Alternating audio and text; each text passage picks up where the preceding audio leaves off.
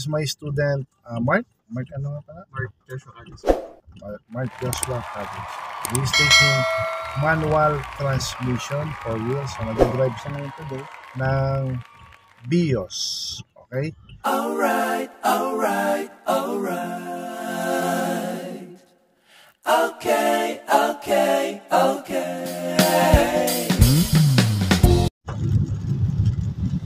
So, nakikita mo yung mga build-up ng traffic.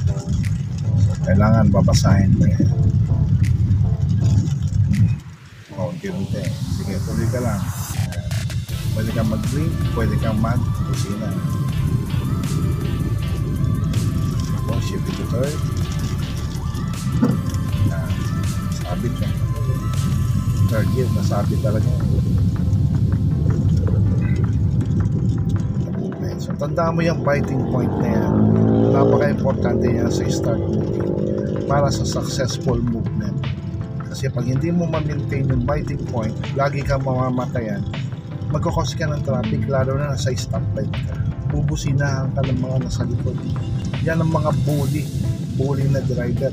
Kahit sabihin mo na hindi naman sinasadyang mamatayan, bubusinahan ka pa. Kahit na sabihin mo ikaw ay marked vehicle, bubusinahan ka pa. Ganon sila. Kasi ang gagaling na nilang mga driver. Pero hindi nila naisip na dati rin silang nag-aral ng driving. Diba? Isa sasabihin pa, ba't okay dito mag-aral? Bakit? Sa inyo ba to?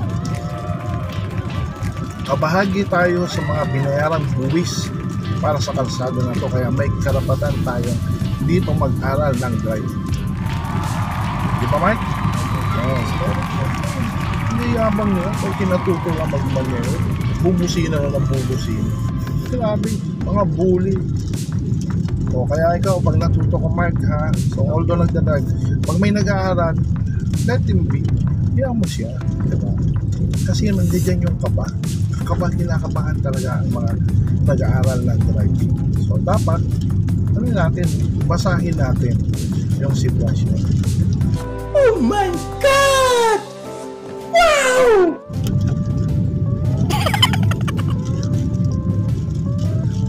Stoplight na naman tayo.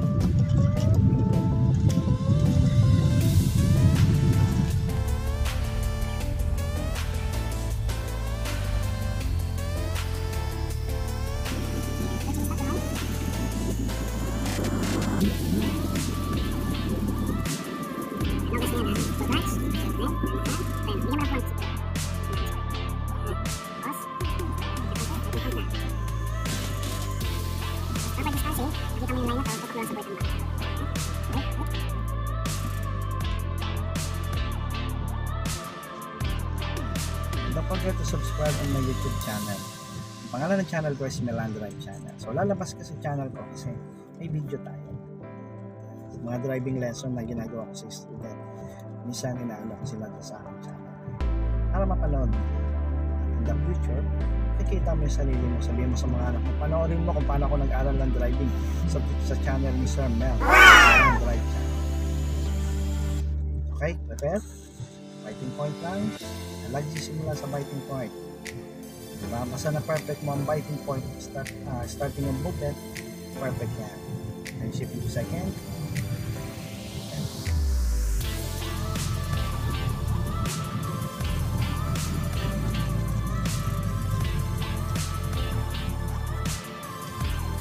Naugas ka lang para nag-detail pa.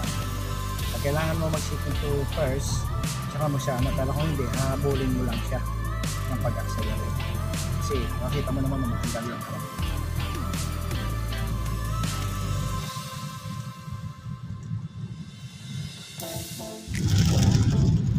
Slow it down. Tapos meron dyan kanto, yung may mga lumiligo doon. Yung kakakalan. Sa may tricycle na, ay may motor na yun. Kanan. Siya kakanan tayo na, yun yung kinalala ng kotse. Tapos, mabagal ka na, shift pa ka sa first. Kasi gagapang ka.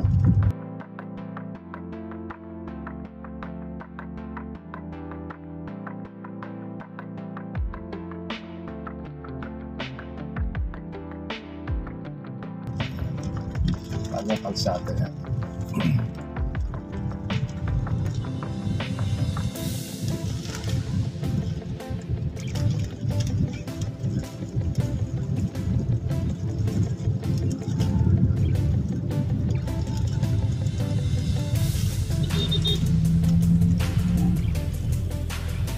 Pag naman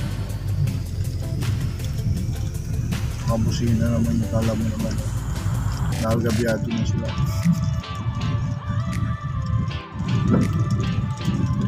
Control the speeding ha, kasi una mabasa kasi tandaan pag basa ang kalsada iba yung lagi mo tandaan hindi ka natakbo sa tuyo sa basa, so nagdadalawa yung level, yung layer ng floor ng road, yung wet and yung dry. So yung dry na sa ilalim, so wala na yung dry, kumbaga nandoon ka na sa pagitan ng wet road. What the fuck? So kukontrolin mo yung speed.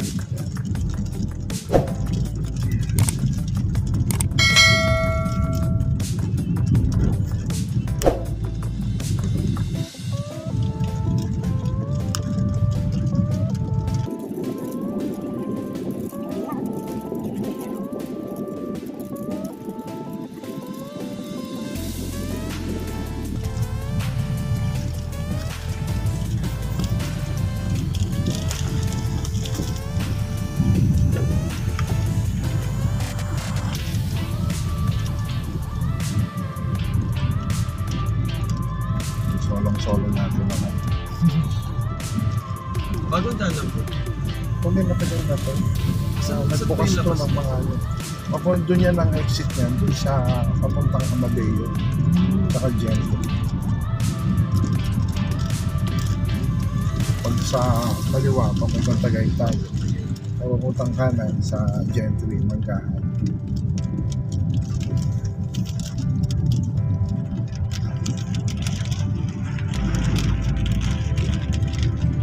My student Mark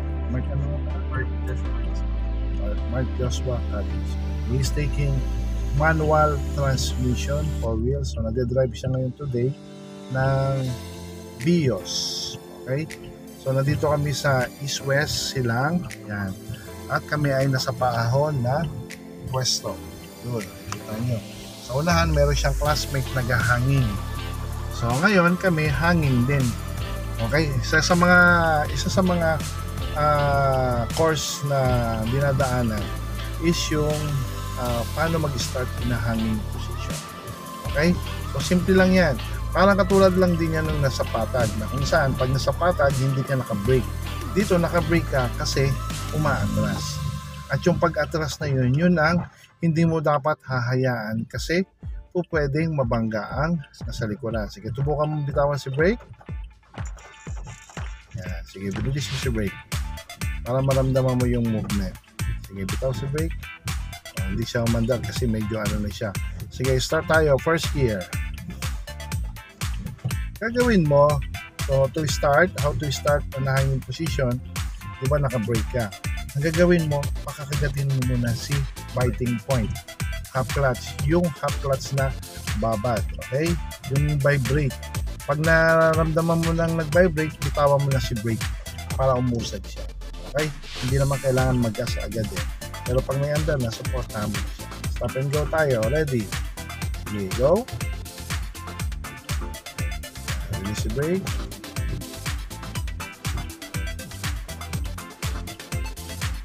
Yan. Steady, bitaw si preno. Yan. Tapos, dagdag ng konti. Huwag mo na mag-gas. Dagdag ng konti ng clutch. Yan, para hindi siya umatras. Okay. Again. Stop. Pag stop ka, full clutch lang mula. Bago pag-atras na, tsaka ka mag-brake. Diba? Suabe. Again. Go. Bitaw sa preno. Steady. Mataas. Patay. Start. Control yung half clutch mo. Ready. Basta pinakagat mo na, bitaw ka na kay brake. Ready, go.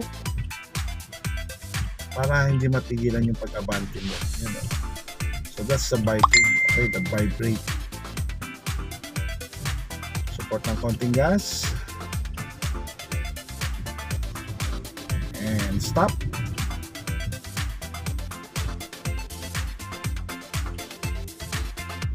Yeah, para walang supso. Again, go. Toss a brake. Yan. Isa kasi masyadong ipit. So, pagtigas. And stop.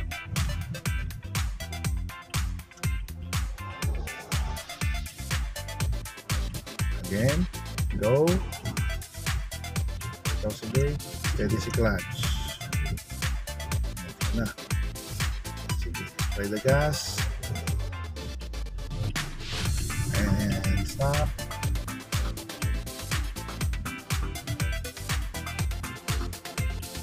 Go. Steady si clutch. Very good.